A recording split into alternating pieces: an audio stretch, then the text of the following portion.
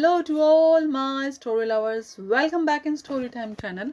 I'm Pallavi reading interesting stories for you. Today I'm reading chapter number 11, The Wonderful Emerald City of Oz. You know that we are continuing the Wizard of Oz book.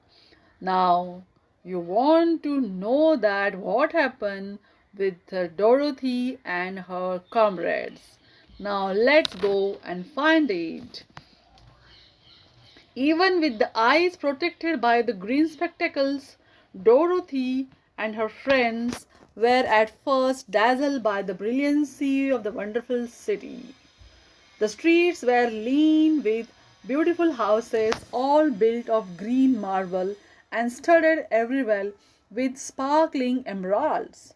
They walk over a pavement of the same green marble, and where the blocks were joined together were rows of emeralds, set closely and glittering in the brightness of the sun. The window panes were of green glass. Even the sky above the city had a green tint, and the rays of the sun were green. There were many people, men, women, and children, walking about, and these were all dressed in green clothes and had greenish skins. They looked at Dorothy and her strangely assorted company with wondering eyes, and the children all ran away and hid behind their mothers when they saw the lion. But no one spoke to them. Many shops stood in the street, and Dorothy saw that everything in them was green. Green candy, green popcorn were offered for sale, as well as green shoes, green hats, and green clothes of all sorts. At one place, a man was selling green lemonade, and when the children bought it, Dorothy could see that they paid for it with green pennies. There seemed to be no horses or nor animals of any kind. The men carried things around in a little green carts which they pushed before them. Everyone seemed happy and contented and prosperous. The guardian of the gates led them through the streets until they came to a big building, exactly in the middle of the city, which was the palace of the Oz and the great wizard. There was a soldier before the door, dressed in a green uniform and wearing a long green badge. "Here are strangers," said the guardian of the gates to him, "and they demand to see the great Oz." "Step inside," answered the soldier, "and I will carry your message to him." So they passed through the palace gates and were led into a big room with a green carpet and lovely green furniture set with emeralds. The soldier made them all wipe their feet upon a green mat before entering this room. When they were seated, he said politely, "Please make yourself comfortable while I go to the door of the throne room and tell Oz you are here." They had to wait a long time before the soldier returned. When at last he came back, Dorothy asked, "Have you seen Oz?" "Oh, no," returned the soldier. "I have never seen him, but I spoke to him as he sat behind his screen and gave him your message. He says he will grant you an audience if you so desire, but each one of you must enter his presence alone, and he will admit but one each day. Therefore, as you must remain in the palace for several days, I will have you shown to rooms where you may rest in comfort after your journey." "Thank you," replied the girl. "That is very kind of Oz." The soldier now blew upon a green whistle, and at once a young girl dressed in a pretty green silk gown entered the room. She had lovely green hair and green eyes. She bowed low before Dorothy as she said, follow me, and I will show you your room." So Dorothy said goodbye to all her friends except Toto, and taking the dog in her arms, followed the green girl through 7 passages and up 3 flights of stairs until they came to a room at in the front of the palace. It was the sweetest little room in the world, with a soft, comfortable bed that had sheets of green silk and a green velvet counterpane. There was a tiny fountain in the middle of the room that shot a spray of green perfume into the air, to fall back into a beautifully carved green marble basin. Beautiful green flowers stood in the windows, and there was a shelf with a row of little green books. When Dorothy had time to open these books, she found them full of queer green pictures that made her laugh. They were so funny. In a wardrobe were many green dresses made up of silk and satin and velvet, and all of them fitted Dorothy exactly. "Make yourself perfectly at home," said the green girl, "and if you wish for anything, ring the bell. Oz will send for you tomorrow morning." She left Dorothy alone and went back to the others. These she also led to rooms, and each one of them found himself lodged in a very pleasant part of the palace. Of course, this politeness was wasted on the Scarecrow, for when he found himself alone in his room, he stood stupidly in one spot, just within the doorway, to wait till morning. It would not rest him to lie down, and he could not close his eyes, so he remained all night staring at a little spider which was weaving its web in the corner of the room, just as if it were not one of the most wonderful rooms in the world. The Tin Woodman lay down on his bed from force of habit, for he remembered when he was made of flesh. But not being able to sleep, he passed the night moving his joints up and down to make sure that they kept in good working order. The lion would have preferred a bed of dried leaves in the forest, and did not like being shut up in a room. But he had too much sense to let this worry him, so he sprang upon the bed and rolled himself up like a cat, and poured himself asleep in a minute. The next morning, after breakfast, the Green Maiden came to fetch Dorothy. She dressed her in one of the prettiest gowns, and made up of green brocade satin. Dorothy put on a green silk apron and tied a green ribbon around Toto's neck, and they started for the throne room of the great Oz. First, they came to a great hall in which many ladies and gentlemen of the court, all dressed in rich costumes. These peoples had nothing to do but talk to each other, but they always came to wait outside the throne room every morning, although they were never permitted to see Oz. As Dorothy entered, they looked at her curiously, and one of them whispered, "Are you really going to look upon the face of Oz, the terrible?" "Of course," answered the girl, "if he will see me."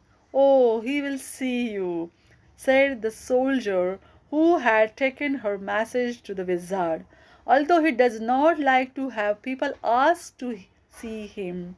Indeed, at first he was angry and said I should send you back where you came from.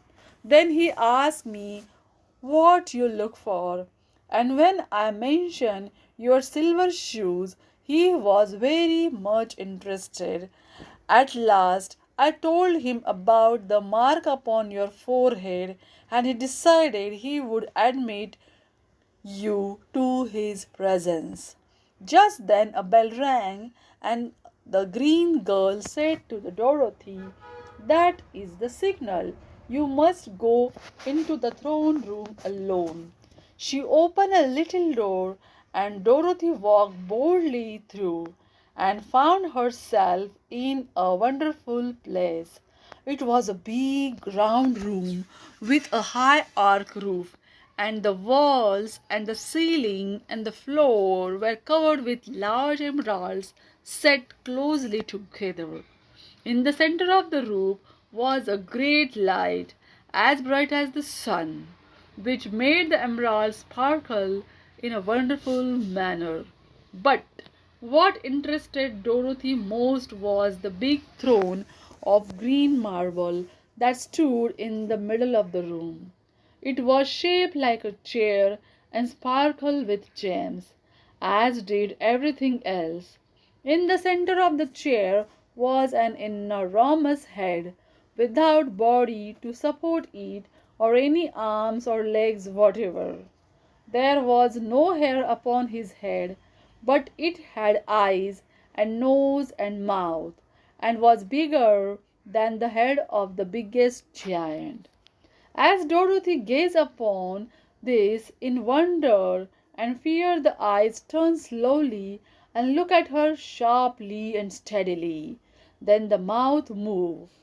Dorothy heard a voice say, "I am Oz, the great and terrible. Who are you, and why do you see me?" It was not such an awful voice as she had expected to come from the big head. So she took courage and answered, "I am Dorothy, the small and meek. I have come to you for help." The eyes looked at her thoughtfully for a full minute. Then said the voice, "Where did you get the silver shoes?" "I got them from a wicked witch of the East, when my house fell on her and killed her," she replied. "Where did you get the mark upon your forehead?" continued the voice. "That is where the good witch of the North kissed me when she bade me good-bye and sent me to you," said the girl. Again the eyes looked at her sharply, and they saw she was telling the truth. Then Oz asked, "What do you wish me to do?" "Send me back to Kansas, where my Aunt Em and Uncle Henry are," she answered earnestly. "I don't like your country, although it is so beautiful, and I am sure Aunt Em will be dreadfully worried over my being away so long." The eyes winked 3 times, and then they turned up to the ceiling and down the floor and rolled around so queerly that they seemed to see every part of the room. And at last they looked at Dorothy again. "Why should I do this for you?" asked Oz. "Because you are strong and I am weak. Because you are a great wizard and I am only a helpless little girl," she answered. Now, this is the Wizard of Oz, and this is a little Dorothy. "But you were strong enough to kill the wicked witch of the East," said Oz. "That just happened," returned Dorothy simply. "I could not help it." "Well," said the head, "I will give you my answer. You have no right to expect me to send you back to Kansas unless you do something for me in return. In this country, everyone must pay for everything he gets. If you wish me to use my magic power to send you home again, you must do something for me first. Help me, and I will help you." "What must I do?" asked the girl. "Kill the wicked witch of the West," answered Oz. "But I cannot," exclaimed Dorothy, greatly surprised. You killed the witch of East, and you wear the silver shoes which bear a powerful charm. There is now but one weak witch left in all this land, and when you can tell me she is dead, I will send you back to Kansas, but not before. The little girl began to weep. She was so much disappointed, and the eyes wink again and look upon her anxiously as if the great Oz felt that she could help him if she would. I never kill anything willingly, she sobbed, and even if I wanted to, how could I kill the wicked witch? If you, who are great and terrible, cannot kill her yourself, how do you expect me to do it? I don't know, said the head, but that is my answer. And until the wicked witch dies, you will not see your uncle and aunt again.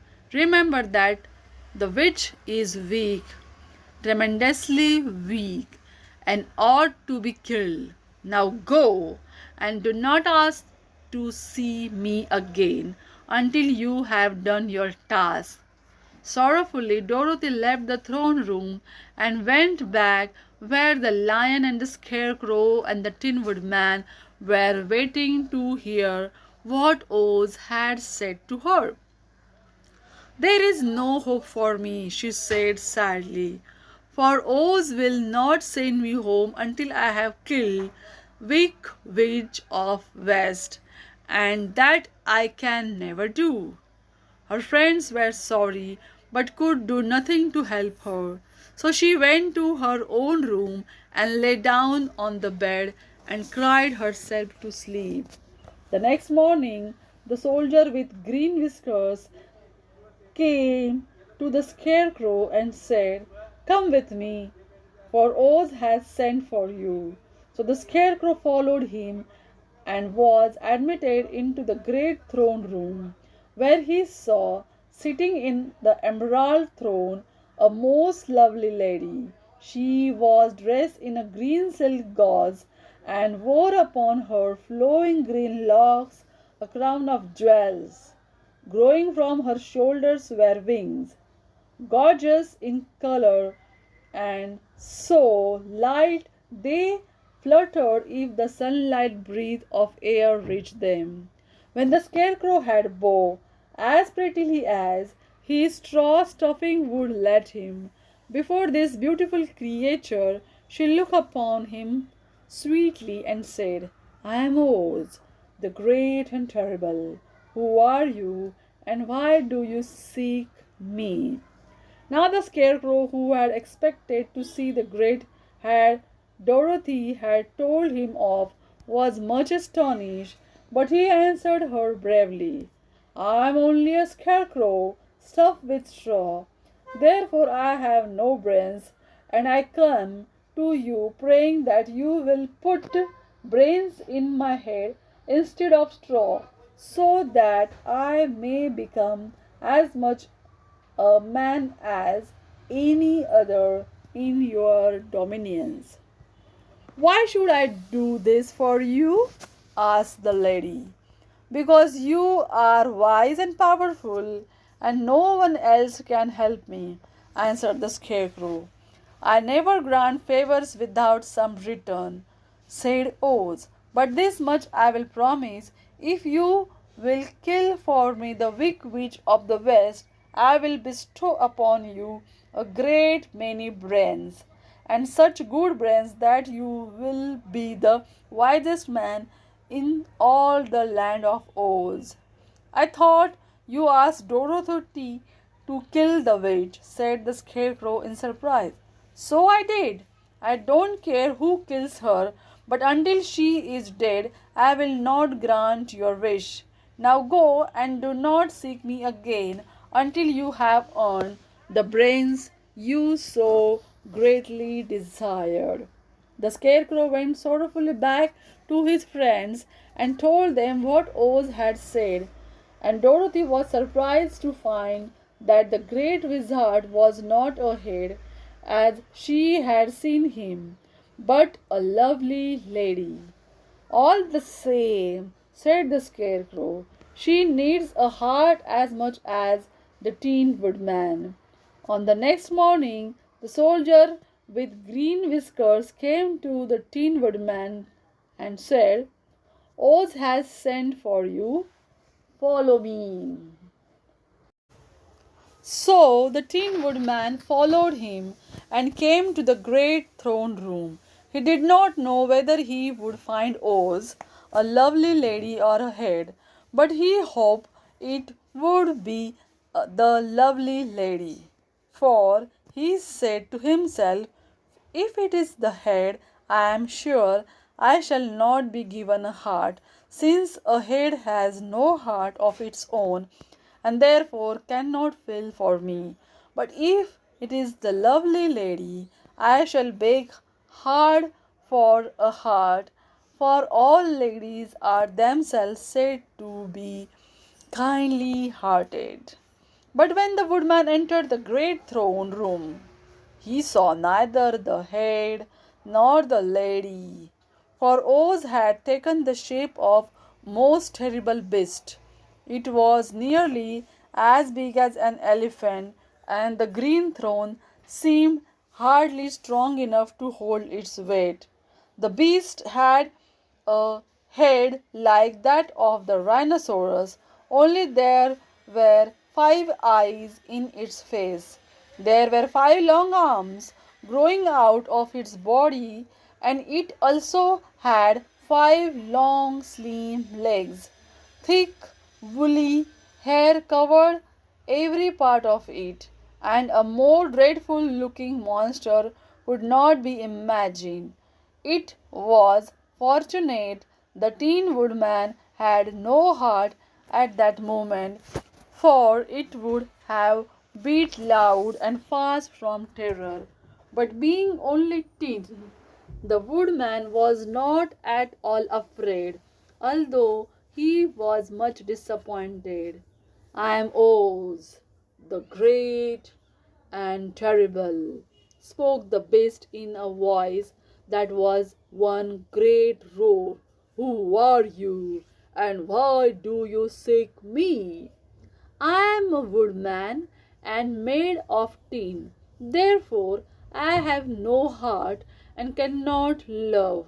I pray you to give me a heart that I may be as other men are. Why should I do this? Demanded the beast. Because I ask it, and you alone can grant my request, answered the woodman. Oz gave a low growl at this, but said gruffly, if you indeed desire a heart, you must earn it. How? Asked the woodman. Help Dorothy to kill the weak witch of the West, replied the beast. When the witch is dead, come to me, and I will then give you the biggest and the kindest and the most loving heart in all the land of Oz. So the Tin Woodman was forced to return sorrowfully to his friends and tell them the terrible beast he had seen. They all wondered greatly at the many forms the great wizard could take upon himself, and the lion said, if he is the beast, when I go to see him, I shall roar my loudest, and so frighten him that he will grant all I ask. And if he is the lovely lady, I shall pretend to spring upon her, and so compel her to do my bidding. And if he is the great head, he will be at my mercy, for I will roll this head all about the room until he promises to give us what we desire. So be of good cheer, my friends, for all will yet be well. The next morning, the soldier with green whiskers led the lion to the great throne room and bade him enter the presence of Oz. The lion at once passed through the door and glancing around saw, to his surprise, that before the throne was a ball of fire, so fierce and glowing he could scarcely bear to gaze upon it. His first thought was that Oz had by an accident caught on fire and was burning up, but when he tried to go nearer, the heat was so intense that it shined his whiskers, and he kept back tremblingly to a spot nearer the door. Then a low, quiet voice came from the ball of fire, and these were the words it spoke: I am Oz, the great and the terrible. Who are you, and why do you seek me? And the lion answered, I am cowardly lion, afraid of everything. I came to you to beg that you give me courage, so that in reality I may become the king of beasts, as men call me. Why should I give you courage? Demanded Oz. Because of all wizards, you are the greatest and alone have power to grant my request, answered the lion. The ball of fire burned fiercely for a time, and the voice said, Bring me proof that witch is dead, then that moment I will give you courage. But so long as the witch lives, you must remain a coward. The lion was angry at this speech, but could say nothing in reply, and while he stood silently gazing at the ball of fire, it became so furiously hot that he turned tail and rushed from the room. He was glad to find his friends waiting for him and told them of his terrible interview with the wizard. What shall we do now? Asked Dorothy sadly. There is only one thing we can do, returned the lion, and that is to go to the land of the Winkies, seek out the witch, and destroy her. But suppose we cannot, said the girl. Then I shall never have courage, declared the lion, and I shall never have brains, added the scarecrow, and I shall never have a heart, spoke the Tin Woodman, and I shall never see Aunt Em and Uncle Henry, said Dorothy, beginning to cry. Be careful, cried the green girl. The tears will fall on your green silk gown and spot it. So Dorothy dried her eyes and said, I suppose we must try it, but I am sure I do not want to kill anybody, even to see Aunt Em again. I will go with you, but I am too much of coward to kill the witch, said the lion. I will go too, declared the scarecrow, but I shall not be of much help to you. I am such a fool. I haven't the heart to harm even a bit, remarked the Tin Woodman. But if you go, I certainly shall go with you. Therefore, it was decided to start upon their journey the next morning, and the woodman sharpened his axe on a green grindstone and had all his joints properly oiled. The scarecrow stuffed himself with fresh straw, and Dorothy put a new paint on his eyes that he might see better. The green girl, who was very kind to them, filled Dorothy's basket with good things to eat, and fastened a little bell around Toto's neck with a green ribbon. They went to bed quite early and slept soundly until daylight, when they were awakened by the crowing of a green cock. They lived in the backyard of the palace, and the cackling of a hen that had laid green egg. Now, this is the end of the 11th chapter. What do you think? The Dorothy can find the weak oat. We will see in the next chapter. Till then, bye bye.